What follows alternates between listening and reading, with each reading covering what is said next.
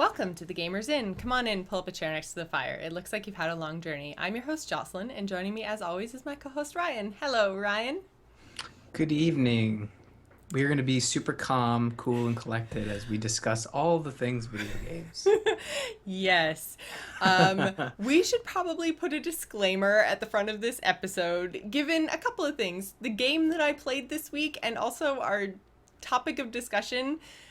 There's some pretty heavy stuff that is going to happen in the inn this week. So just a little bit of a disclaimer. If you get riled up easy like I do, then you might want to just kind of pause, skip ahead, be aware that there's going to be some touchy topics happening. But, it'll be good. We'll make it through. And we do our best to be level-headed and Canadian about all the things. So hopefully we don't offend anyone too bad. It is not our intention at all, ever, to offend. So we'll just get that disclaimer out of the way right now. And Ryan, what have you been playing this week?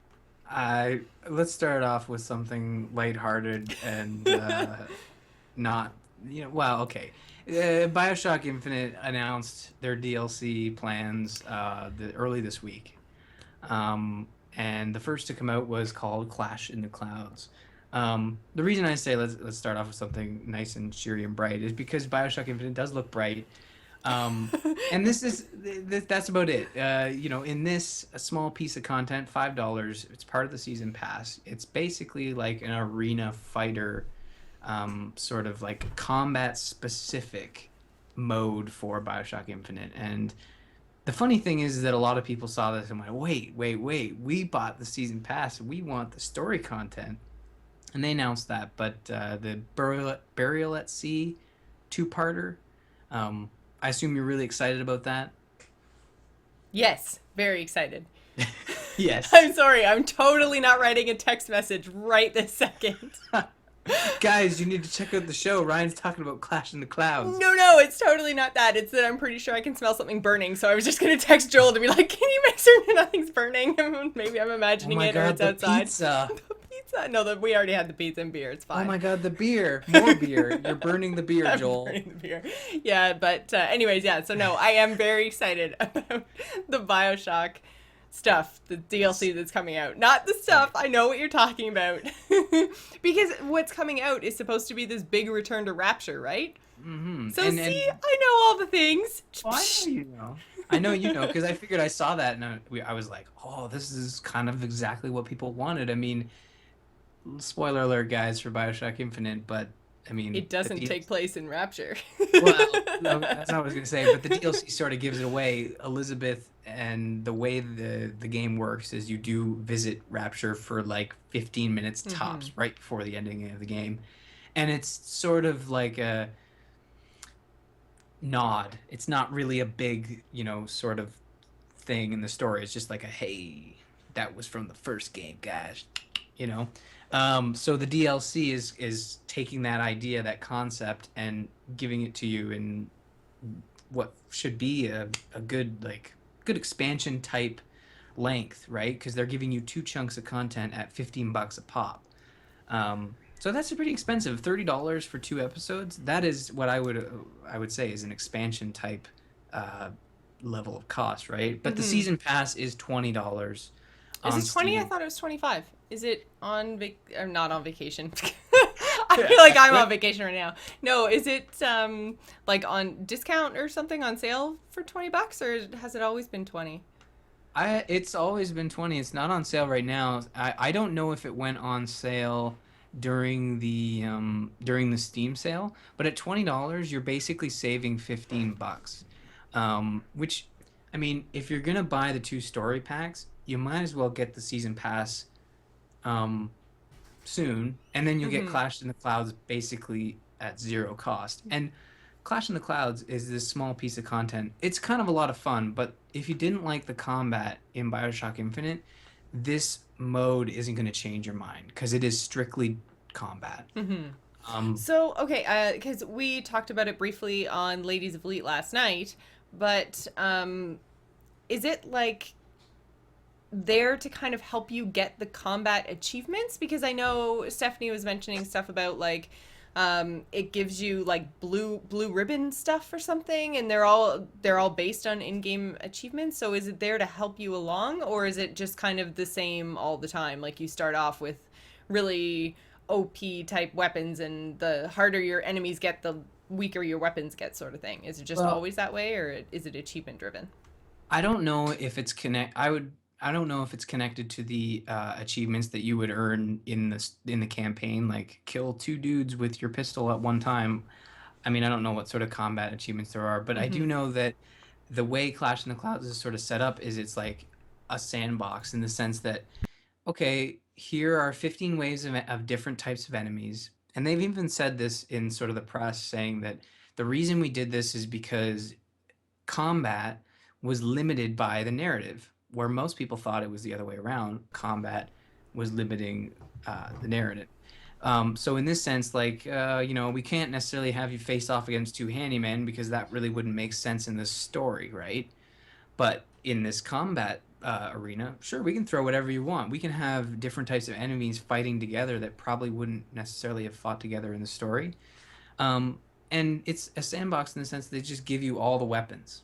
And Right. you can say, like, you know what? I like the machine gun. I'm just going to use the machine gun for all 15 waves, which is fine if you get through it. But the blue ribbon challenges are sort of like to encourage you to say, okay, in this one, you're going to be fighting a handyman and you're only allowed to use pistols. That's the one that she was talking about, and I was just like, I would not have wanted to do that. It it's surprisingly not as hard as you think. Like you kind of just well, the handyman, as you know, is pretty slow, and you can kind of zip around Oh yeah, that's on true. It would just skylines take and a stuff. really long time.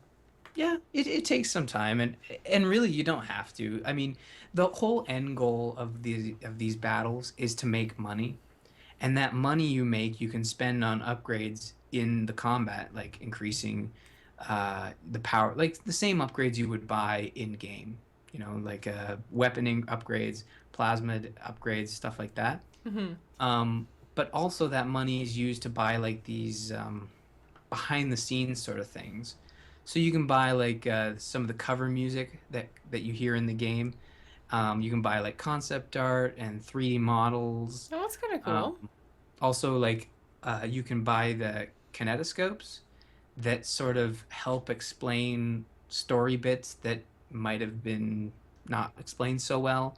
So one of the examples they had used was the music dude, like, and how you could easily not find out how I he's real. totally missed that whole part of the Yeah. story. Like there was, I think, at one point I found him in his little house or something, and he was like, I think he was playing the piano, or maybe it was like a flashback where I saw him playing the piano or something like that.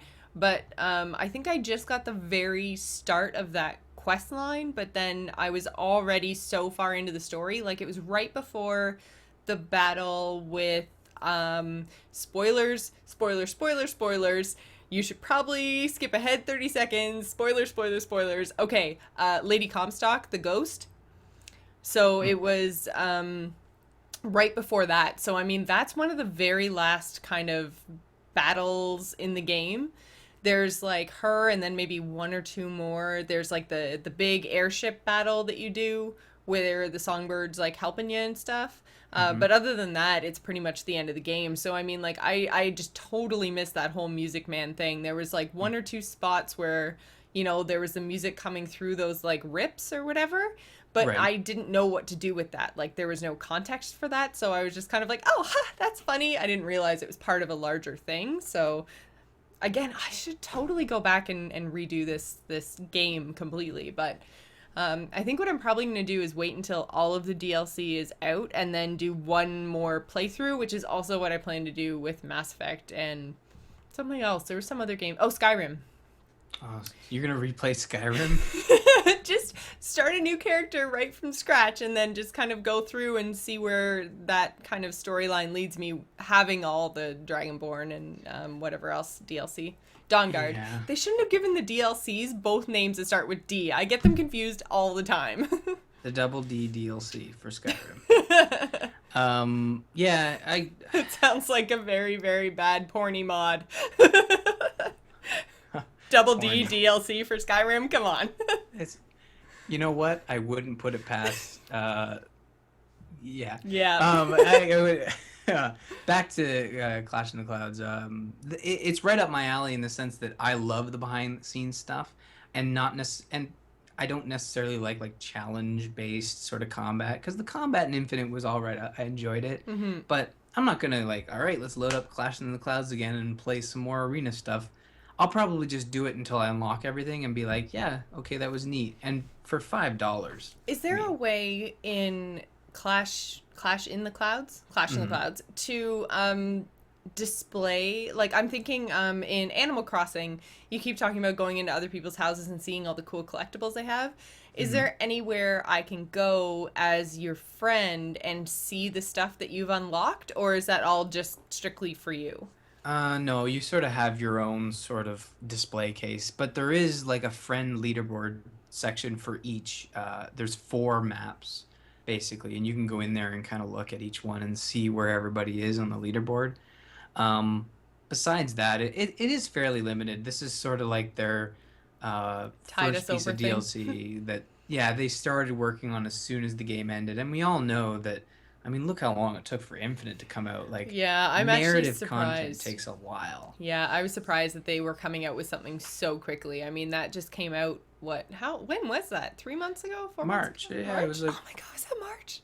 Man, oh man, this whole freaking year is flying snow by. on the ground. Snow, Jocelyn. Uh, Man.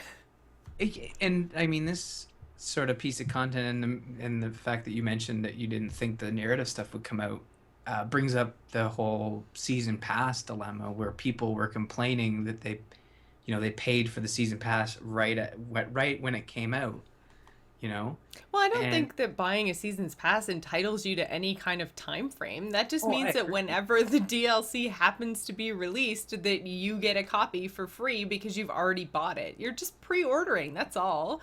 Yeah, Whenever you I pre-order a game, you know, it's like they say estimated release date of X, but that doesn't mean it has to come out on X date. They don't owe you anything ever. Just yeah, yeah. Oh. it's a stupid argument. Pre-orders. I think I shake my fist in every episode. Well, chick, no. Yeah, really. I completely agree with you. I bought the season pass as soon as the game came out. I think I got it at like 30% off through Green Man Gaming. I was just like, you know what? This is a great game. I'm looking forward to the content. Hmm. I'm just gonna pick this up now. Has my mind changed 5 months later when I finally get some content? Yeah, it has. And that sense is that I've noticed a trend where season passes don't go anywhere. Hmm. I mean, I think if you want people to buy a season pass right when they announce it, you have to have a dead date on that thing. I think you have to take the season pass away after a certain amount of time. You know what I mean? I just think that like if you're gonna be selling a season pass, that it's sort of like a deal kind of Hmm. thing.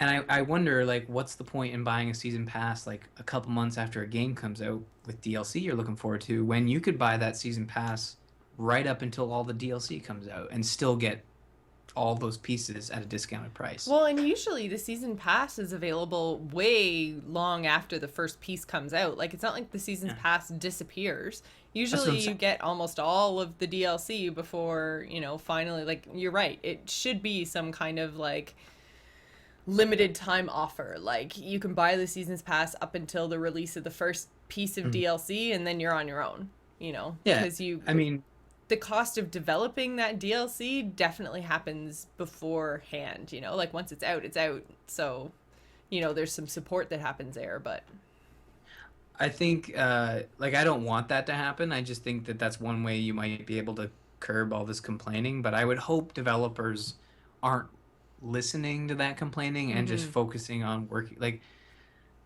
getting into like just a preview of like our topic. Like just good developers listen. Like look at BioWare when Mass Effect 3 came out. Mhm. Good developers look at constructive feedback, Yeah, exactly. and Constructive good criticism. developers, oh yeah, exactly, and good developers also ignore hateful Crap. spit vomit Yeah. crap just that flies at them. Like, you got your good people in one corner giving you good advice, and then you go to the zoo and you got the monkeys without the protective glass, and they can just throw Throw shit shit at at you, you. you know and like the Yeah. internet is a wonderful thing, but not when the shit filter has been taken down. I Yeah, mean, absolutely. Yeah, but I highly recommend it.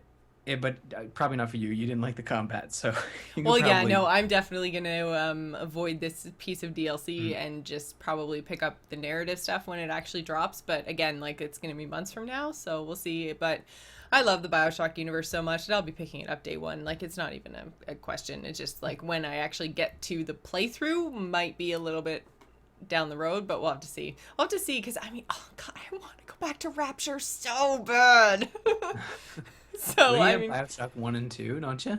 I do, yeah. I You can go actually back tonight. gotta go. I think I also threaten to leave at least once every episode. Well, you know what? Gotta recognize I the would leave themes, for right? Rapture too. So, what else have you been playing this week? I started playing EarthBound, which is a old school Super NES title from 1995. Random? Um, a little random, but not really. I mean, it's a title that I've never played, and it was released on Virtual Console for the Wii U a Ah, couple there it weeks is. ago. Yes. And the significance of it is that it has never been released outside of its original Super NES cartridge until now. And I think like the reasoning behind that is weird and it's all over the place, but it's It's here now. Nintendo. They do it because they do it. Yeah. Well, I mean, this title is significant in the sense that it has a it does well in Japan, and they brought one title over to America, and it's like got a cult following, and it's almost as expensive to buy the Earthbound cartridge for the Super NES and the Super NES to play Earthbound that it is to buy a Wii U and download Earthbound. Like I think Wow, they said that's it's intense. like $200 to get Earthbound on eBay, the cartridge, Hmm. and like it's that rare and well sought after. But I don't know if you're looking for a good investment, you might So want to pick the Wii U. Uh, basically, instead of actually creating games for the Wii U, mhm. they are bringing back titles from the 90s, Uh-huh. hoping to entice you to buy a Wii U because it's cheaper than getting the Well, console and the cartridge from the 90s. I Just wouldn't just so say. we're clear. Just so we're clear. I'm just. This is their new marketing campaign. I'm not saying they should or are using it as a marketing campaign, but I as well as you can see that Nintendo sometimes is very weird with their sort of like highly sought after catalog. Uh, like if you look at all those Mario titles, like if you can list all the NES and Super NES Mario titles, you'd be surprised how few there are available on their very struggling console. I hear Hmm. this argument all the time. Like, I think there's Mario 2 and Super Mario World on the Wii U Virtual Console, Okay. which is crazy. There are so many other Mario I was titles. gonna say, yeah, Super Mario 2 is not definitely not one that I would think that would be the best seller out of all of the Mario titles ever. Exactly. Like Mario 3 is not on there. Hmm. The original Mario, which is like an instant buy in terms of just having to have Having it it, yeah. on the system. Like now I have it, I can play it whenever I want. It's a Hmm. classic. It's always fun. So it's weird that, and this is actually Nintendo doing something good in the sense that they say like, okay, there's a demand. Let's put Earthbound out there. We get it out there, we can make a big marketing push. Like they did do marketing for this. They've made it Hmm. a big deal. And I've never played it before, so I decided to give it a shot, and it's a quirky little fun title, and it's an RPG, and it's very Japanese, but it's set in the United States of America. So it's sort of Japan's view on the United States of America. And I'm about an hour in, and I've actually been streaming it on the Gamers in Twitch. I'm doing a thing called Saturday Morning Earthbound. So I'm doing my second stretch tomorrow morning, probably an hour at a time, and it's weird. It's like an alien invasion story, but from the future. Huh. Um, it's really weird and really charming. And I'm gonna be processing the YouTube video. We'll have that up at some point in the next couple days. But I mean, if you have a Wii U, you ain't doing anything else until Sunday, so you might as You well might pick. as well. I mean, if you got nothing to do this weekend while you're waiting for Pikmin 3, here's your excuse. And the greatest thing about Earthbound is that it's probably the first virtual console game that I bought that I've actually never played. So Hmm. now now I'm actually going to play it.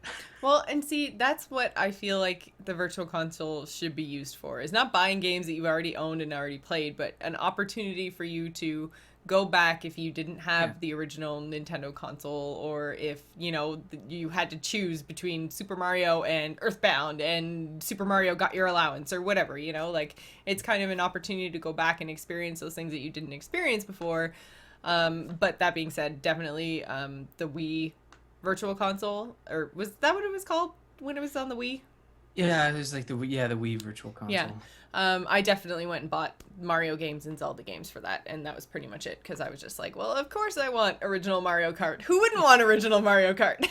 I did the same thing, like just to have it, right? Yeah. Because Just in case you ever want to play it. I never played it. I played it once, and then I remember my roommate saying like, the Super NES Mario Kart might have been great in its day, but it is doesn't shitty stand up. right now. It does not live up. It's like, I remember this playing game that was with so my fun. grandma, and it was so amazing, and she was like, she couldn't keep up. I was just like, come on, it's like 2 buttons. Yeah. Go and direction. It's not rocket science. And that's why a lot of people sort of say like, Nintendo, get your shit together, make a virtual console app and make it subscription based. Yeah. And just allow me to go in there and play whatever I want, Or maybe make like each month make one game free to access and make it probably like the greatest title ever. They could easily charge the same that WoW charges for a subscription if it was like, 10 or $15 a month, and it's just, you get to access all the old titles like original Mario Kart, especially on like a iPhone or iPad or something. Oh man, the money that they would make. Yeah, and I mean there are smart things that Nintendo can do with their console that doesn't necessarily have to be the go-to excuse that people have. Oh, just release the games on the 360 and PS3. They still have options with their current console, but they're still being very Japanese.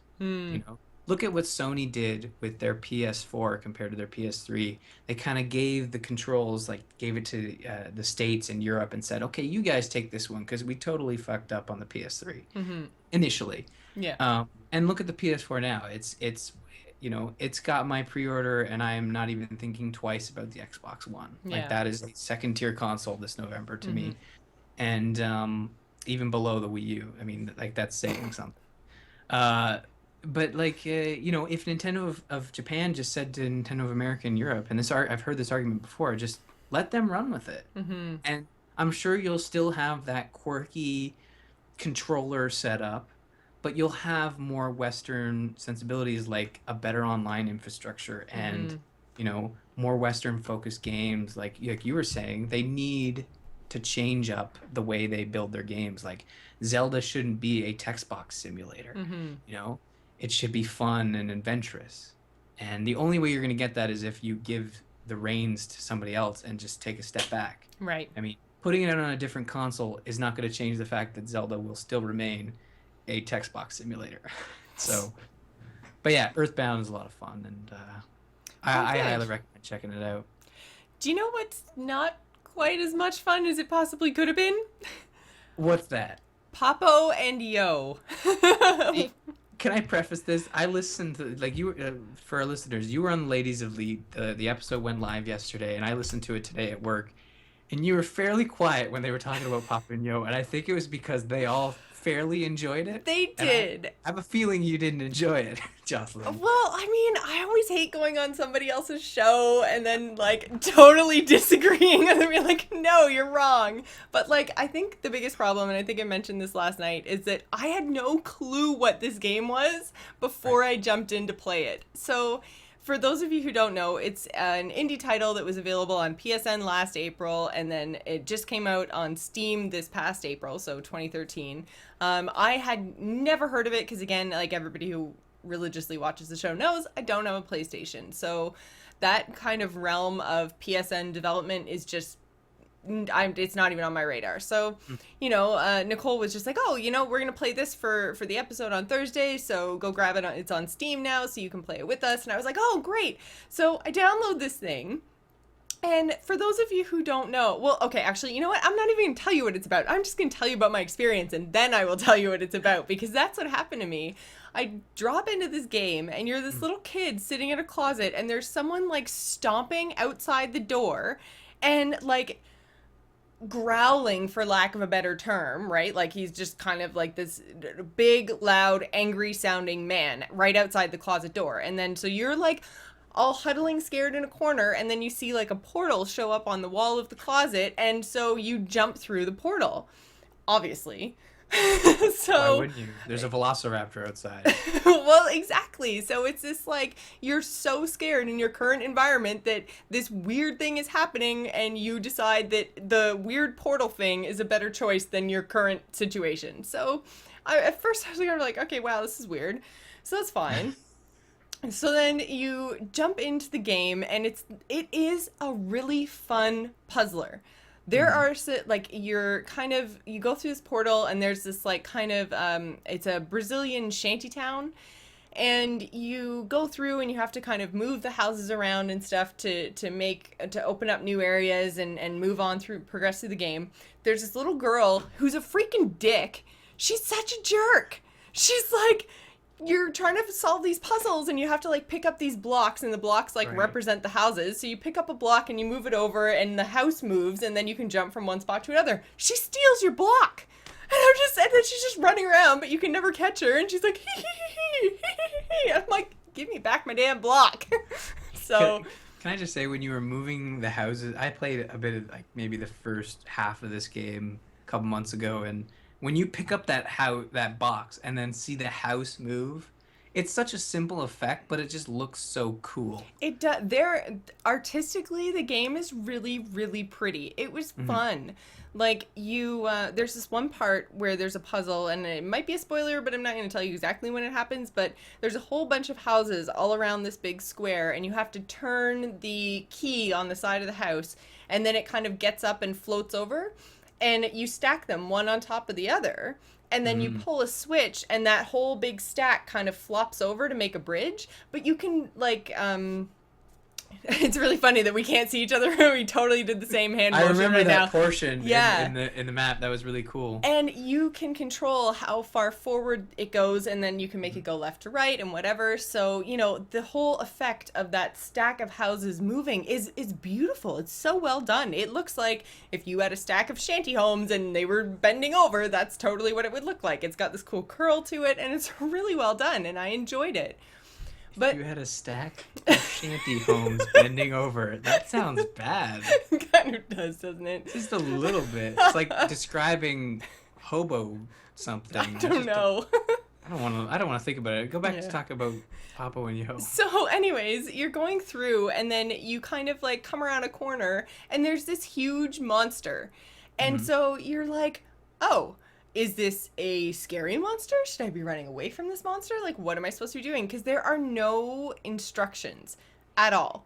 There's these like little help boxes, which are really cute. It's like, there's like a chalk question mark on the side, because I should mention all the keys and all the, you know, portals and everything, it's all drawn with like chalk. It looks like it was done by a kid. So you pick up a box, you put it on your head, and then it gives you hints, again, drawn in chalk of how to solve the puzzle. So there's kind of been nothing about this kind of monster.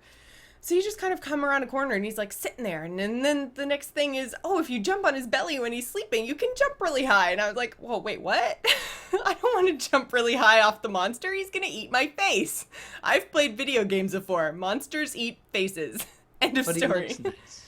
But, well, yeah, kind of. He's just so big. So as I'm progressing through this game, you get to this part where you're like, oh, the monster likes to eat coconuts. So you're like, here, monster, have some coconuts. And then the monster, there's like frogs that jump out into the sewers, and then he leaves the coconuts behind, and he tries to chase the frogs, but he can't get to them because they're behind a sewer grate. And then this thing pops up or I think it's your, you have like a little robot stuffed animal companion guy with you. And I think Lulo or Lulai or Lulo, I think, is your companion. Lilu.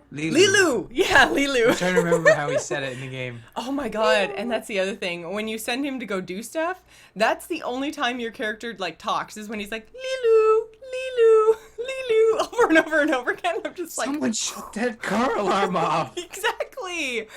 Anyways, so It's actually a fun game. he says something along the lines of, oh, he likes frogs more than he likes coconuts, so he's gonna basically not pay attention to you and your coconuts when you're trying to lead him places if there's frogs around. So you kind of like try to shut the frogs in the sewer so he can't hear them anymore, and that's all fine. Except for then he goes and eats a frog and all hell breaks loose. He goes all flamey and he like rips your shirt off and kicks the crap out of you, and like, yeah, dude, if you actually get caught by the monster, slowly you lose pieces of clothing. It's weird. First you lose your shoe, and then you lose another shoe, and then your shirt's just gone. It's like messed up. Just so everybody knows, you're playing like a little kid. You like a are. 12-year-old It's boy. creepy. Weird. It's so weird. And so anyways, Right. I don't want to spoil the ending, so yeah. The that's ending of the like conversation. I think I got a little bit further than that, but not much further. Mhm. But basically in between not episodes, chapters, I guess you want to call them, levels, puzzles kind of. It's not between every puzzle, but it's kind of like when you get to a big point in the story, you get these cutscenes, and they're like memories, but it's like you're controlling the kid, and you have to like run down the street because there's a chalk line that you have to follow, and you're running up to this car, and then there's like this one man standing over this other guy, and the one guy is dead, and you're just like, what the hell's going on? And then you're like shocked back into this like crazy portal dream world place with the shantytown, and then I'm just like, what is happening? So anyways, You know how you know after all it's a this- memory, Jocelyn? because everything's in slow motion. So you're like, I remember that. Oh There's a man, dead guy. No. Yeah, that's it was weird, and I it think was that so weird. those segments, I didn't beat it, but I believe those segments would probably lead into sort of the More the of an story explanation. behind the story. kind Yeah. of thing. So the thing is, I am really, really glad that video games and obviously indie titles, although BioShock Infinite did cover some in a more crass way, but they did cover some serious issues. But what this game is based on is the developer, his past with an alcoholic, abusive father. And that's what the whole game is about, is the monster who likes to lick frogs is a metaphor for his alcoholic, abusive father. It's basically his childhood in a video game. And Pretty messed up. I didn't have that context going into this game. So I was just like, this is not a fun game, because I enjoy games that give me like escapism. You know, like I don't want to really go into a video game and play something that's too hard hitting or, you know, too deep. I want to play stuff where I bounce off flowers and hit question marks or whatever, you know, and they reward me with stars. Like, You're describing playing Nintendo games. I Jocelyn. know. We all Just know you really haven't funny done because that, I haven't done right? that in years. But, you know, like I like the kind of a little bit more lighthearted stuff, or I like WoW where I get to ride around on a lion with wings, and, you know, like I like the fantasy element to it. But like But it this was a doesn't- fun puzzler, and I think that the really, really serious side of it, because it is a really, really deep, dark, serious issue, was really well offset with the lighting in the game. The kind of, like I said, you put the box on your head and you like you play like you're a little kid. And you have this little like stuffed animal robot dude that he's kind of your companion through the whole thing. So I mean, it is kind of lighthearted and kiddish in that way, and I think it's good, because if it was a kind of darker setting to the whole game, I don't think anyone would have made it through. But Yeah. And I mean, like you mentioned, it's nice that games can tackle these messages, and you say you like to play like fun escapism stuff, but do you not sort of, you know, feel like it's nice to experience real world emotions through video games, or is that something you're not interested in? Like, I I really, well, I mean, for it's me, unfortunate that depression is a real world sort of like depression, and like being oppressed, I guess, in terms of an alcoholic father and whatnot, it's a crappy feeling to feel, but it's nice to have that sort of Connection? context so you can connections so you can relate to people who have that issue without actually having to go through it and help them. And I mean, this was the That's reason he true. made this game, was to kind of come to sort of a conclusion with his father and say, okay, I'm putting it all out there. And I think it actually made him as a person feel better. Hmm. And I mean, there are a lot of titles like this out there. Like I played one, is a text adventure. It's called Depression Quest. And Oh, it I heard actually, about that. I didn't it actually play it, but don't. It'll make you depressed. Like, it's you crazy might have how. actually been the one to tell me about that. Yeah, I don't know if I talked about it on the show. I actually wasn't going to, but I played all the way through it, and like I went through some like anxiety and depression a long time ago, and playing through this game, they captured it so well. It was like, oh God, no, these feelings are awful. Yeah. This is icky. But depending on the choices you make in the game and whatnot, you can get to a conclusion that is sort of like a wrap up. Right. Like Helps you move on with the stuff that you're feeling. And maybe yeah. that's where I'm kind of struggling with this game, is that I haven't come to any kind of Mhm. conclusion. I haven't wrapped up all the feelings that I have based on this game. So, I mean, if I played it all the way to the end, I might feel differently about it. But I mean, I do like getting emotionally invested in what I'm doing when I'm playing. Mass Effect is a really good example of that. Like when I played through Mass Effect 3, there were points in that game where I cried because I lost crew member, and we all know my playthrough of Mass Effect Yeah. was terrible. Was just like everybody died and it was horrible and it was just bad. But, like I mean there were points in Mass Effect where I definitely had those emotions and I was emotionally tied to the characters, but it wasn't the same sort of thing. It wasn't built around me dealing with real life issues. It was like these friendships I felt I had formed with these characters over the couple of years it took to play through all the Mass Effect content. Like they were ending and that made me sad. So You were it's attached to different. like the characters. Yeah. I can see the difference. Like I mean, with like Still emotional, Papo but Yo different.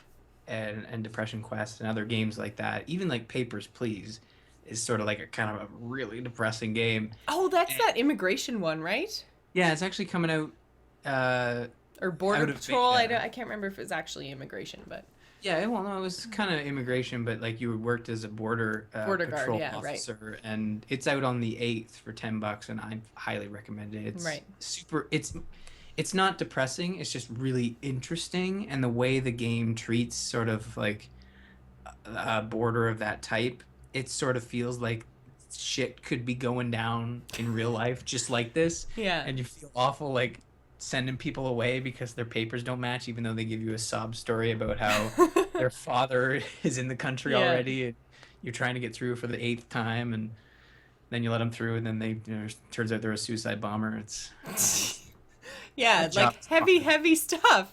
Yeah. So, yeah, again, like, I mean, it was a very good puzzler. It didn't slap me over the head with things, but it wasn't hard for the sake of being hard at the same time. So I really appreciate it. It's like once I got it, and I just had to do it. It wasn't like I find a lot of puzzle games now, they you have to get stuff in just the right way. Like all of the stuff in Batman is a really good example. Like when you have to try to find the Riddler question marks and you have to like line the dot up exactly right with the rest of the question mark.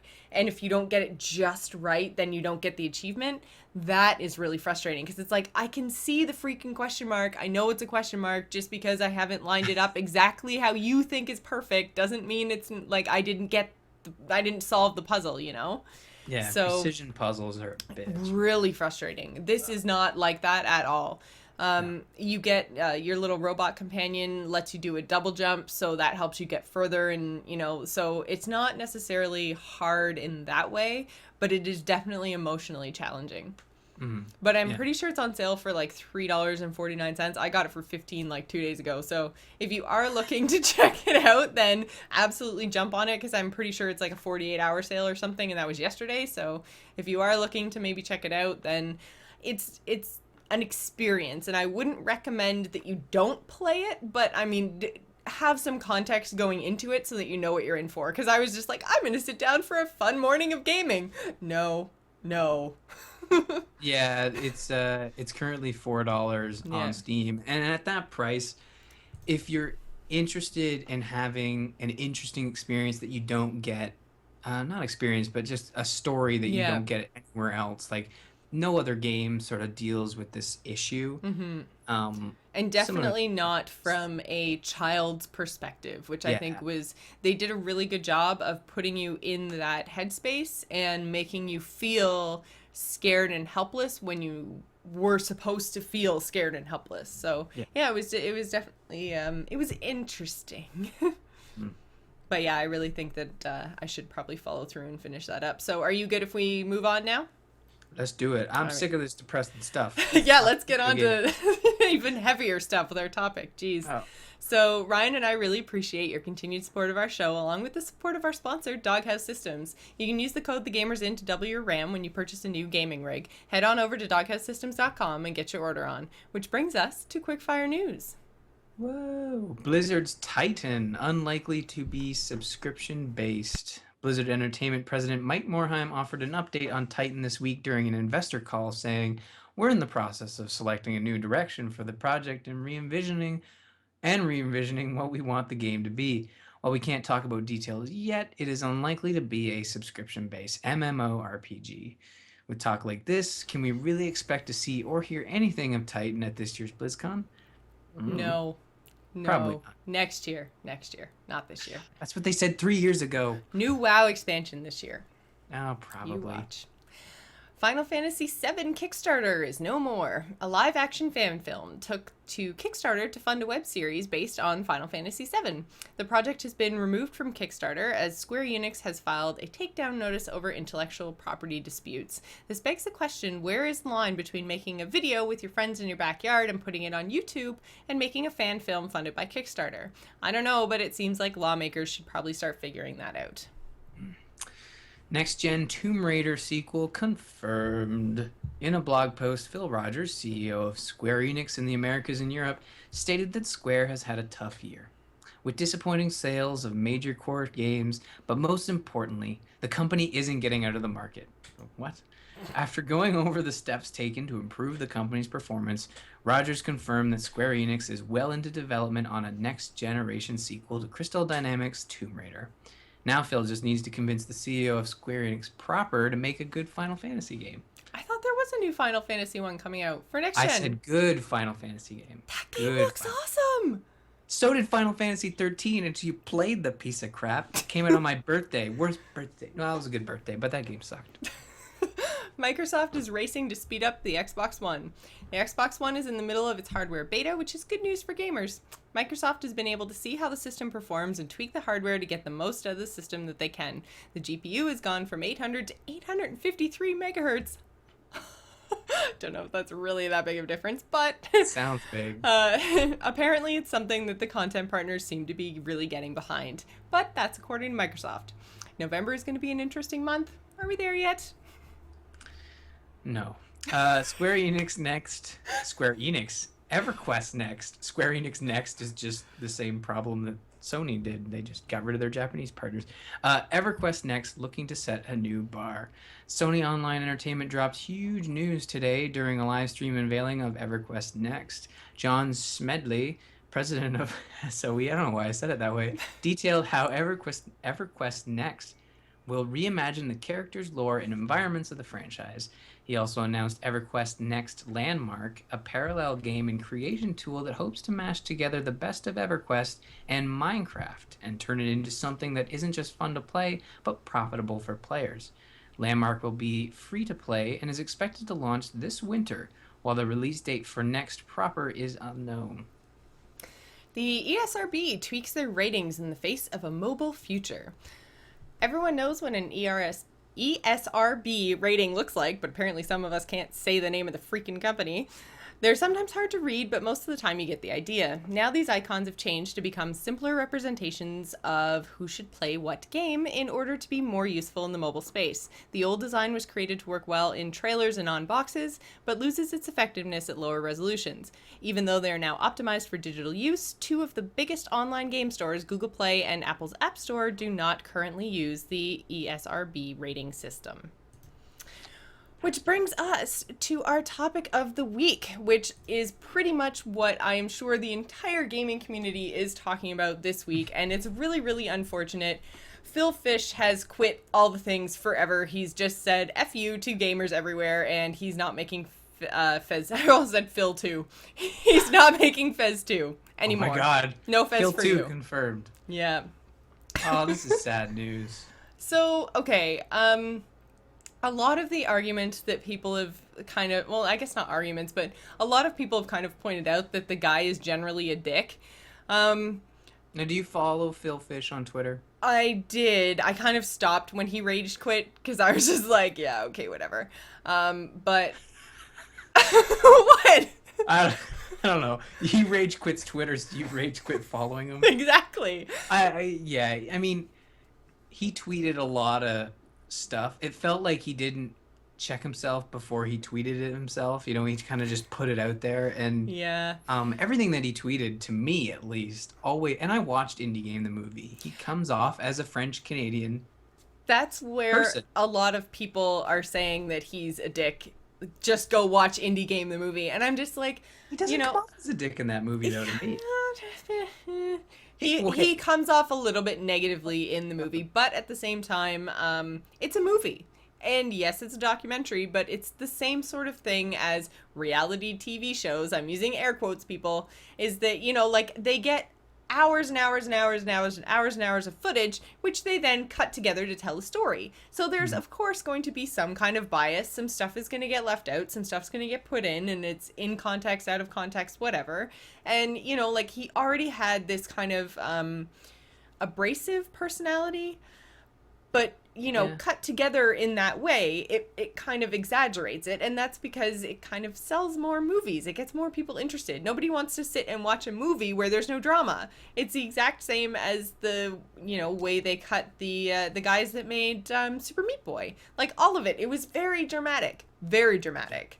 Well, I mean, the only two things that I can think of that makes Phil Fish in that movie come off to be kind of an asshole is when he's talking about his former partner that did fuck him over. Yeah, true. And then the other thing is when he's talking about working for these big companies and he says, like, if I can't make Fez work, I'll kill myself.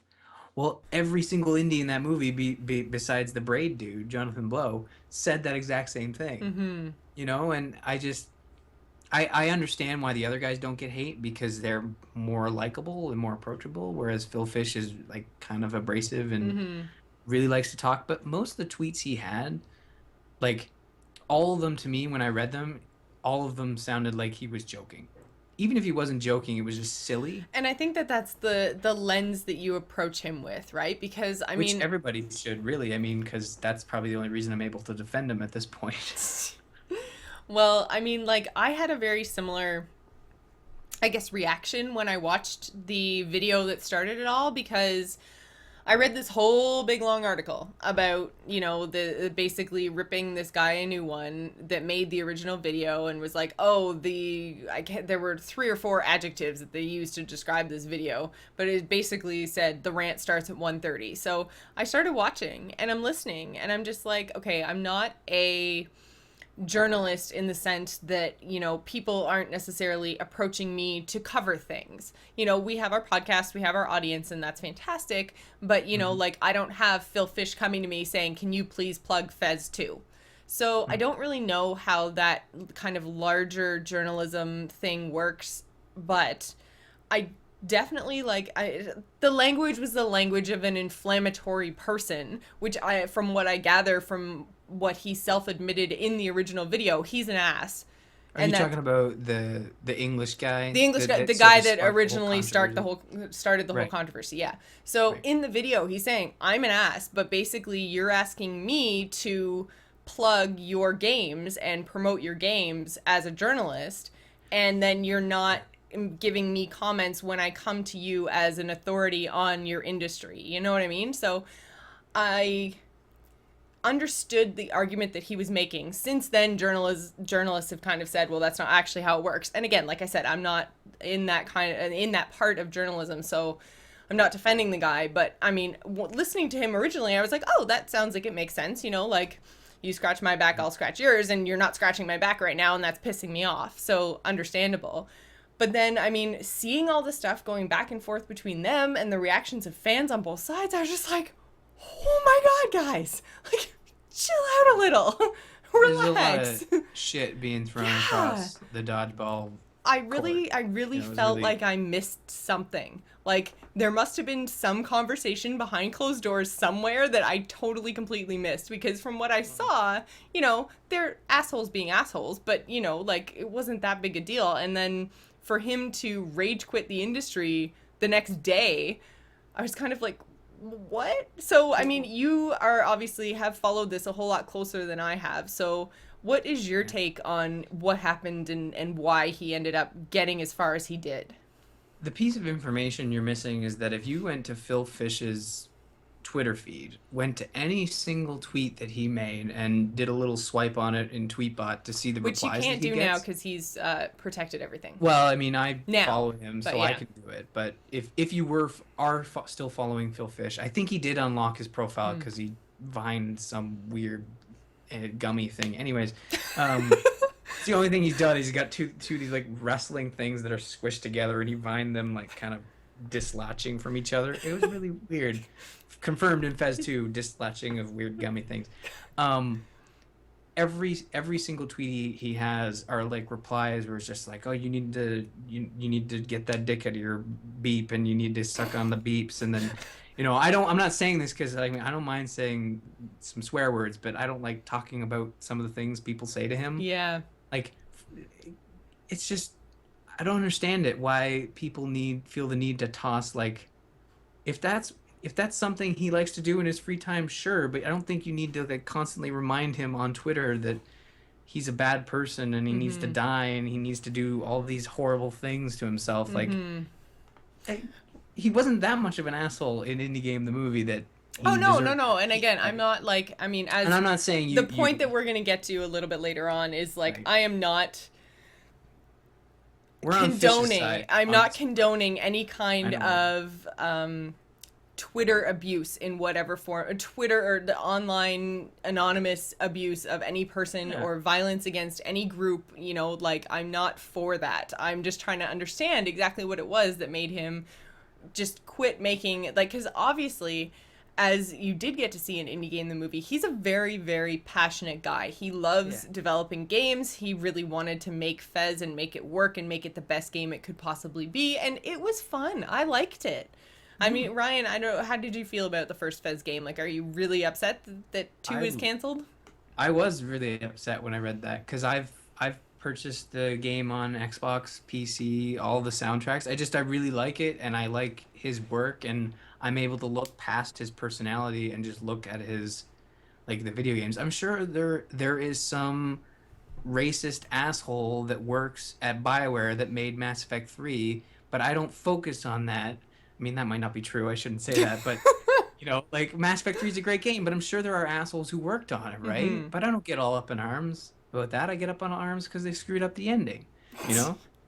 But, like, with Fez 2, it's like, so this person who dreamed his entire life to make video games, sure, he put himself out there a little more than he probably needed to, but now because of internet bullying, he's taking the ball and walking away. And he's affecting other people's lives, like, you know, there was a programmer involved, and obviously there's the guy who does the music, and then the project manager. They didn't even know until we found out. He literally dropped the ball and walked away. Yeah, which is kind of really unfortunate, and I feel that's probably the biggest reason why I feel like this is not gonna stick.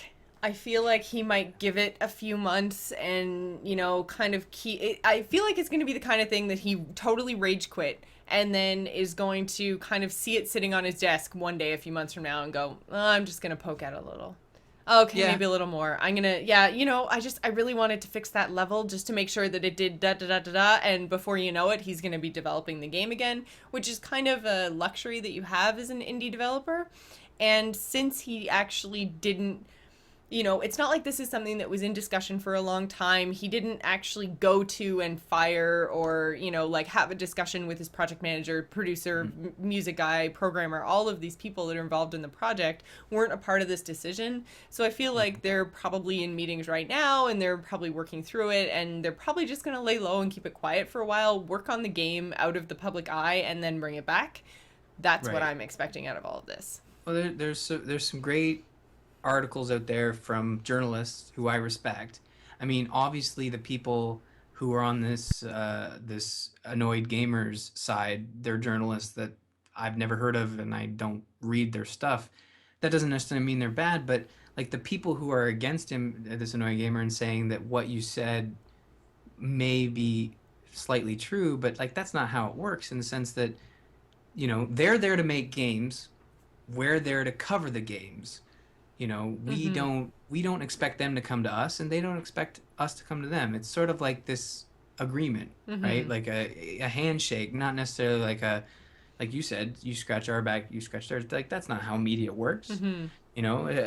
It's a creative medium, and like that's the other thing too is that could you imagine? I mean, Joel is an artist. Could you imagine if every day when he posts his art, like he just gets constant like Awful negativity? negativity and Like how death could threats and like, yeah, no, obviously, yeah, that would. yeah, it's and I mean that's enough right there. Like I that's why when I started to look into it, it's like, oh man, I kind of understand why he would walk away. I mean, it's kind of Well, tainted and this. I mean, I think this is probably as good a time as any to share this because we haven't Mm, really spoken about it on the show really publicly before. But I mean, like, you and I were the victims of not so anonymous internet bullying about a year ago. And I mean, we had a very serious conversation about whether we were going to stick with it or not. And in the end, we distanced ourselves from the situation and approached it as mature adults, or as mature as you can be in that situation, because there were some yeah, very serious upsetting things said from the people responsible. And it is right. really, really hard to go on doing the thing that you love doing when you are the butt of those Mm. insults and jokes. And I'm getting all emotional, so maybe I shouldn't even have brought it up, but Well, no, you're bringing this. It was about almost it was over a just year over a ago year now, ago, and so it's like when I think back to it, it's sort of exactly like that. Like we were taking heat from certain individuals that shouldn't have completely, been giving us heat, yeah. and it was like we had that conversation where it's like, can we even have fun doing this Yeah, like now are that they right? And I mean, we ended up walking away from it with some very good, like we were able to pull the positive out of it and take some what little criticisms positive and was? what little positive there was, or like, well, it wasn't positive, but it was stuff that we were able to pull out of their attacks and turn around and put into our show to try to create better content, because in the end, all we want to do is talk about games and talk to each other, and we are very good friends, and talk about this thing that we love together and share it with as many people as possible. And we were kind of able to do that by just saying, okay, we're done. Yeah, just walking away and saying like, But still uh, doing what we set out to yeah. do. Well, You we know? just took our ball to a different court, and I mean, Yes.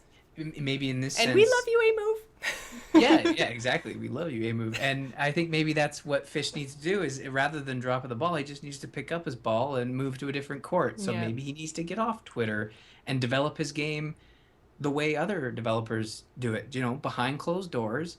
Invite press. There's Mm-hmm. still press. I'm sure you're not going to invite game trailers anymore, but maybe invite Giant Bomb or IGN or Polygon over Mm-hmm. to cover your game. Hell, invite us. We'll come to Montreal. We'll come see a video game. Why not? Um, we'll just make sure, Phil Fish doesn't say anything mean. But It's all but right. I can take it now. I have a thick oh, skin. okay, okay, good. And then we can swap stories. But I think that I think that probably would have been the better move. But then when you're taking so much shit, it's like Mm-hmm. he needed a vacation, Yeah. and I'm sure there was probably better ways to sort of step away. But artist, this guy, you saw him in Indie Game in the movie. He's very passionate. He's very emotional, and this is probably the way I can kind of identify with that. We all can at some point. Yeah, absolutely. So, I mean, okay, and something else did happen this week that does tie into the whole internet bullying Phil Fish story, and it was going to be part of Quickfire, and we're not really going to get too far into it because I think we've covered enough really heavy stuff, and I've gotten a little bit worked up, so I don't really want to rail into this too hard, but we're gonna do something fun at the end. Yeah, we are gonna do something fun, I promise. There will be games that we are giving away, so just hang on. But yeah, so Anita Sarkeesian, who is the woman behind the Feminist Frequency Kickstarter, who is creating videos about how women are treated in games, on Monday, which was the day after Phil Fish kind of said, okay, I'm out, I'm done, tweeted about how Twitter was ignoring her reporting of tweets to her that were, I mean, like, I'm just gonna come right out and say it, the tweet in question said basically, I am going to rape you. Mm-hmm. And so she said she reported it to Twitter, they were ignoring her as always, blah, blah, blah, blah, blah, except for she didn't actually retweet the tweet, she tweeted out a screen capture of the tweet, and the date on the tweet is December 2012. She can't act, like, Twitter can't actually do anything about it because the account has already been suspended for, you know, completely unrelated reasons. It's gone now. So basically, I felt that we needed to mention this because it really upset me, because she is in this position where she's taken this feminist stance. And she's using violence against women and violence against herself as a marketing tool. And I am not condoning, like I said earlier, I do not condone the internet anonymity, giving you license to say whatever the hell you want. Like, violence against women is violence against women. Violence against anyone is not okay in any forum. But to use that as a marketing tool, I feel like is even worse. Like, she's basically just taken everything that happened with Phil Fish and gone, okay, everyone is talking about internet bullying. I have a video coming out soon, so I want people to get talking about me again. And I'm not saying that the stuff that happened when she had her Kickstarter on wasn't horrible, because the way she was treated was bad. But like I was saying to Ryan before over the top of the show before we actually started recording was, you know, anything I've ever seen of her since then, she doesn't talk about her arguments, which I generally do not agree with anyway. I don't think that she's taking, I don't think she's looking at things in a well-rounded way, I guess is the best way to put it. But, you know, whether I agree with her arguments or not aside, you know, I totally lost my train of thought there. Ryan, can you bring it back, what we were talking about at the top? Oh, everything that she... Sorry, I just threw it to you and then took it right back again. I was going to say, I feel like I'm not allowed to comment on this stuff. But everything that I've seen her, whether it's been, you know, like on Twitter or any kind of YouTube video or conference I've seen her at, anything, an article or an interview like that, it is always just her saying what happened to her with her Kickstarter and the kind of hate that she got over her Kickstarter, and she's not actually talking about the legitimacy of her arguments. She disables comments on all of her blog posts and all of her YouTube videos, and she just... I don't like the way she's going about things, and this is just one more thing where I'm just like, no, what you're doing is just 100% not okay. And the article that I read, the whole article is just saying, you know, like, oh my god, she's getting crap again, and, you know, can't we just leave this poor girl alone, and blah, blah, blah. Twitter, why aren't you doing something? Why aren't you suspending this account? And not paying attention to the fact that, no, it's a marketing tool. Like, this is bad. Yeah, and I mean, yeah, I have not watched all of her videos, but I have watched like the first bit of the first one. And again, and I think we mentioned it, I have not actually made it more than about 10 or 15 minutes through either one of her videos, because I just so strongly disagree with what she's saying. I mean, I am very much for equality, and to me, that means equality for everybody. Race, creed, religion, sex does not matter. Like, just everybody equal, hooray. And I don't think that that means one group above another. And I also think that that means that you're allowed to make life choices as a woman, like staying home and being a stay-at-home mom, or being the princess that needs rescuing. Those life choices are not any more or less valid than wanting to be a champion of female rights or wanting to be a doctor or a lawyer. Like, no one thing is better than the other, and for her to stand up and say that it is, not okay.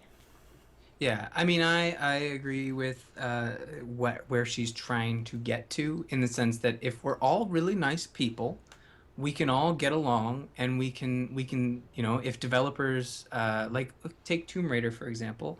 Tomb Raider for the longest time featured a big-breasted English Barbie, for the lack of a better term, and the new one features a much more normal woman.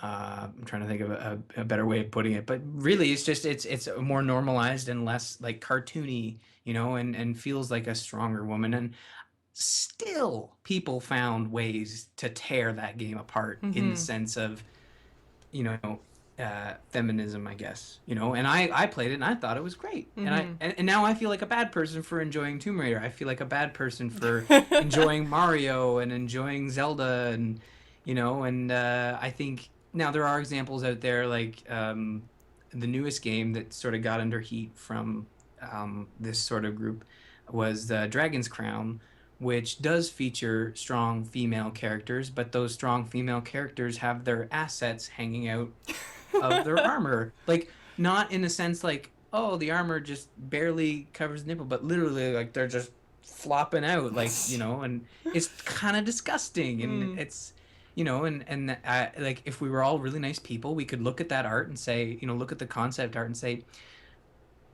probably make those a little more normal sized, and then maybe she'd swing the sword without, but hurting herself. Kind of what the way I see it is, I look at that and I say, okay, does that mean that women who are large chested can't be strong action hero figures? Like, I mean, I don't know. Why can't we just enjoy what we enjoy and leave it at that?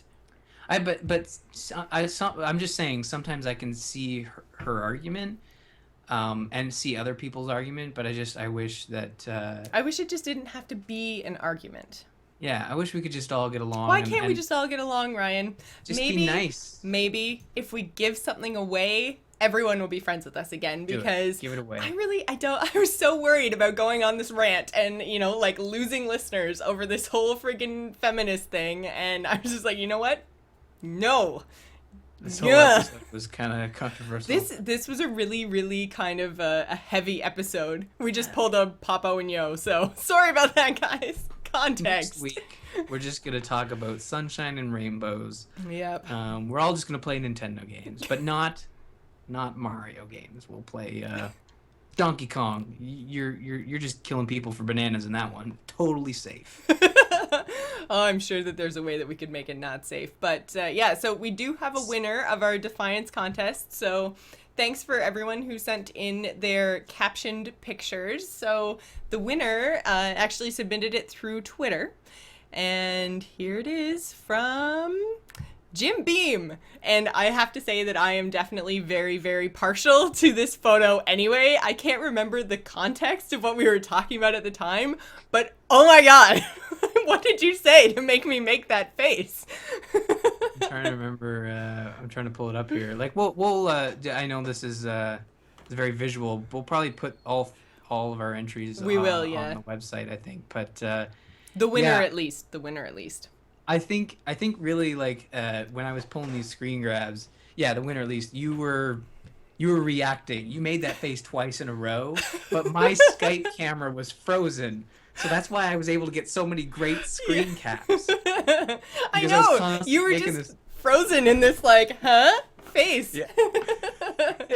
It worked so well. Oh, man, it did. So Jim is the recipient of Defiance. I am 99% sure that we are friends on Steam, and failing that, I think he has emailed the show before, so I'm pretty sure we have your email on file, if nothing else, so we will be able to get that to you. I will do it as soon as we end the episode, so you should come home to it waiting for you in your Steam inbox.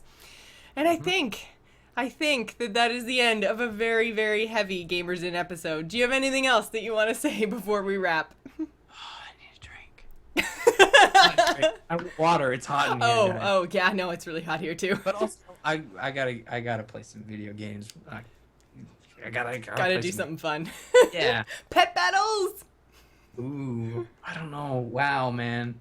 Maybe tomorrow. Yeah, maybe tomorrow. So if you would like to visit us on the web, you can do so at gamersinpodcast.com, or you can email us at info@gamersinpodcast.com and let us know what you thought about our crazy, intense episode this week. You can also find us on AMove TV along with other fabulous podcasts, including StarCast, Campaign Roundtable, Biggest Fan, and This Week in Blizz. You can follow us on Twitter. You can find me, Jocelyn, at GISGamer. Ryan is at RMurphy. And don't forget to follow the show at The Gamers In. You can also find us on Facebook and Google+. Before we go, I just want to give a quick shout out and thank you to Greg Moffat for creating our music. You can find him on Twitter at SoundsInfluence. We would also like to thank Joel Duggan, who does all of our graphic work. You can find him and everything he does at joelduggan.com. So thanks for staying at The Gamers In, and remember to tune in next week. We promise more fun. Bye.